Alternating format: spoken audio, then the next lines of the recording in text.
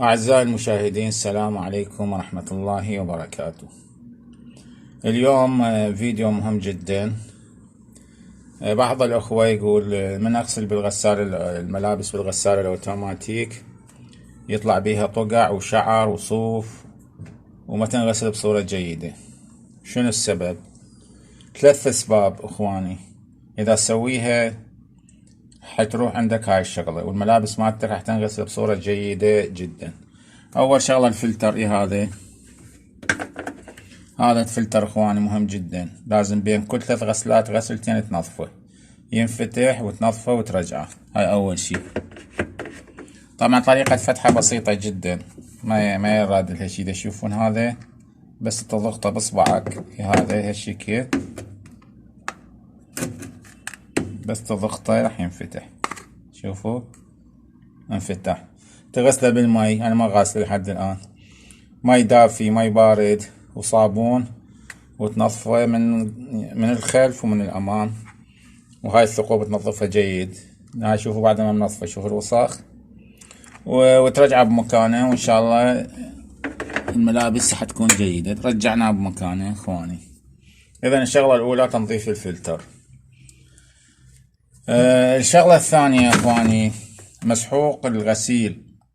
يعني المسحوق الغسيل لازم يكون خاص بالغسالات الاوتوماتيك، ما يصير تشتري اي مسحوق وتخليه باي غسالة، لا.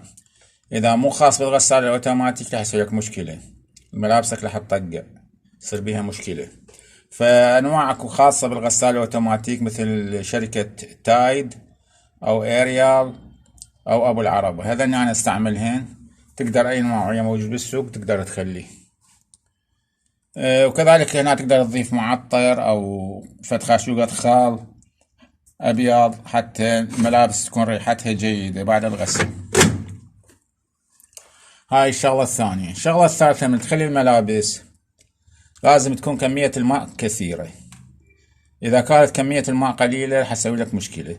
يعني مثلا أنت الملابس ربع الحوض ملابس، المفروض نص الحوض يكون مي، يعني المي يكون فوق الملابس يغطي الملابس بصورة جيدة. إذا ما تسوي هاي الشغلة الغسل مالتك ما راح يصير جيد. فهاي 3 شغلات مهمة اخواني. اول شي تنظيف الفلتر، ثاني نوعية المسحوق يكون نوعية جيدة خاص بالغسالة الاوتوماتيك مثل تايد اريال ابو العربة. ثالث شي كمية الماء تكون كبيرة، يعني تغطي الملابس. فهاي 3 شغلات اخواني. فلا تنسى لايك واشتراك بالقناة وتفعيل الجرس. السلام عليكم ورحمة الله وبركاته.